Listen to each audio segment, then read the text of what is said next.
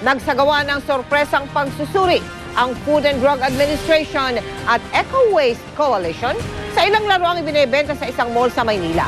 Ito'y para alamin kung ligtas sa nakalalasong kemikal ang mga laruan. Nakatutok si Rida Reyes.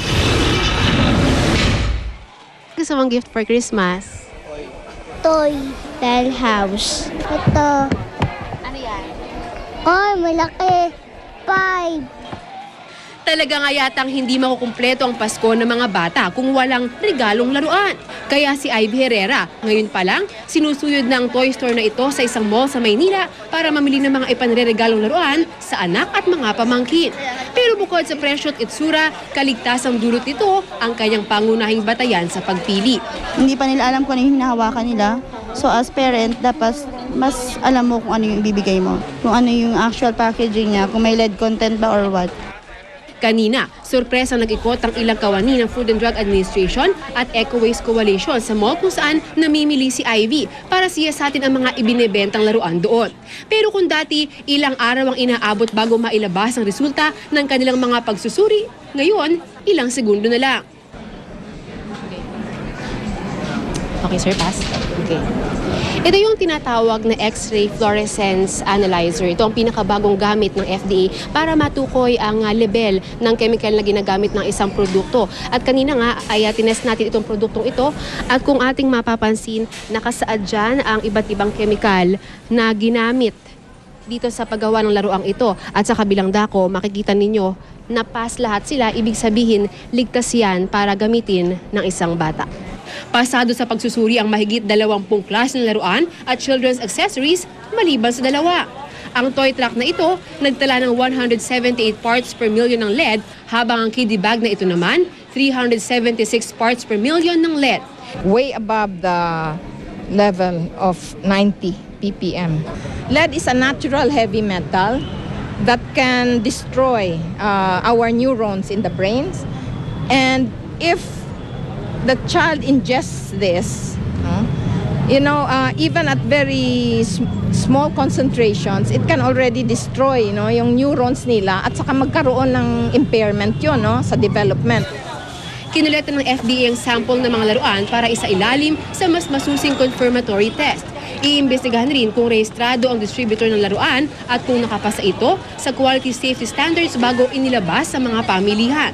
Handa naman daw makipagtulungan ang mall sakaling kailanganing iparicall ang produkto. Hindi ibig sabihin na maganda yung kulay ang gagamitin natin pamantayan sa pagpili kung ano yung nararapat para sa ating mga anak. Mas maging sigurado tayo, mapaniguro tayo. Ibig sabihin, tingnan natin, basahin natin ang mga etiketa nito kung talaga nagsasaad ito ng mga mapanganib na chemical na makakasira ng ating kalusugan. Rida Reyes, nakatutok, 24 oras. Pinarangalan sa katatapos lang na Anak TV Seal Awards ang ilang programa at personalidad ng GMA at GMA News TV. Kinilala ng Anak TV Seal Awards ang mga programa sa telebisyon na sensitibo at responsable sa mga batang manonood. Kabilang sa mga kinilala ngayong taong ito ang 24 oras, pasok sa tinatawag na Top 10 Household Favorite TV Shows. Nakatutok si Trisha Safra.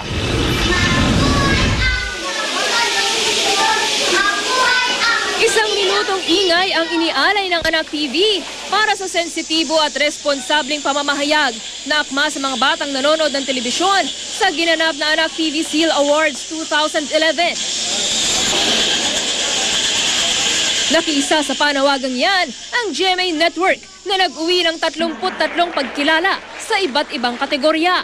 Ang 24 oras news anchors na sina Mel Chanco at Mike Enriquez tinanghal na kauna-unahang Makabata Hall of Famers. Sa nakalipas na 7 taon kasi ng Anak TV, walang palya silang nanguna sa survey ng mga personalidad na pinagkakatiwalaan, respetado at nagsisilbing modelo ng kabataan. Magandang pangitain to sa bansa natin, sa hinaharap ng bansa. Ang mga bata sa Pilipinas nanonood ng mga programang pambalitaan. Magandang senyalis ito. Magandang something to look forward to sa kinabukasan ng ating bansa. Ang lahat ng ito, hindi para kanino pa man kung hindi para sa kinabukasan natin. At sino bang kinabukasan natin kung hindi ang ating mga anak, ang ating mga kabataan? Pasok ang 24 oras sa top 10 household favorite TV shows kasama ang kapuso mo Jessica Soho, Amaya at Itbulaga. Kinilalang 2011 most credible, wholesome, and worth emulating by the youth sina Jessica Soho, Vicky Morales, Arnold Clavio at Itbulaga host Vic Soto. Sabi nga nila, children are great imitators. So give them something great to imitate. At that's what Anak TV does. Kinikilala nila yung mga karapat-dapat na tularan. Kaya nakakatuwa dahil isa akong working mom. At syempre, pag nakikita ko yung mga anak ko, gusto ko talaga maging maganda yung mundo para sa kanila. Salamat at laging paalala na, oops, may mga batang nanonood. So, it's a big responsibility pero pag may ganitong recognition, nakakawala ng pagod. Reminders ito, more inspiration syempre, pero reminders na the children are always watching. So dapat pag-igihan pa at siguraduhin na laging serbisyong totoo ang ibibigay sa ating mga manonood, lalo na sa mga bata. Ang GMA Network shows na AHA, Art Angel, Hanep Buhay, Gab's Amazing Stories, Kapuso Mo Jessica Soho, Pepito Manaloto, Pinoy MD, Sabadabado, Tropang Pochi at Wish Ko Lang ang nagkamit ng pinagpipitaganang Anak TV Seal. It's a big honor for us dahil well, sa show namin sa Pepito Manaloto especially, lumalabas yung pagkamagulang namin pag gaganyan. Minsan sumasablay yung mga writers pag nagsusulat ng mga script. Kami na mismo mga cast ng Pepito, kami yung nagfi-filter. Maging ang GMA News TV na 10 buwan pa lang sumasahimpapawid, tumanggap din ng parangal.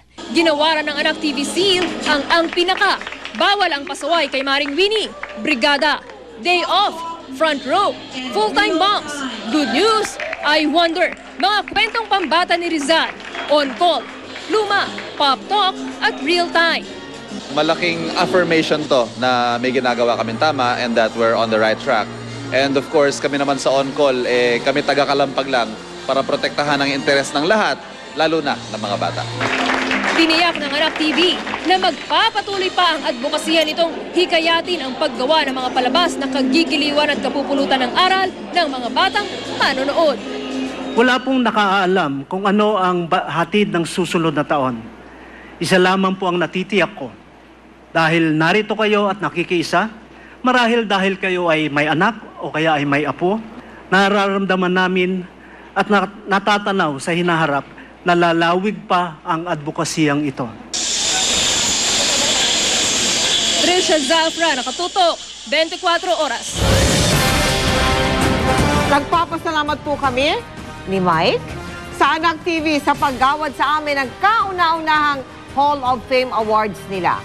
Mabuhay ang kabataang Pilipino, mabuhay Anak TV. Salamat po sa inyong pagtitiwala at pagkilala at salamat din po sa inspirasyon. At yan po ang mga balitang aming tinutukan sa nakalipas sa 24 oras. Maraming salamat sa inyong pagtitiwala. 17 araw na lamang Pasko na. Ayun dumadating na nga si Santa Claus eh. Ba't dalawa lang ang reindeer? Kulang. Mula sa tahanan ng katotohanan, ako po si Mel Tiangco. Ako po si Mike Enriquez. Ito ang GMA. Walang kinikilingan, walang pinoprotektahan. Walang kasinungalingan, serbisyong totoo lamang. At dahil hindi natutulog ang balita, nakatutok kami 24 oras.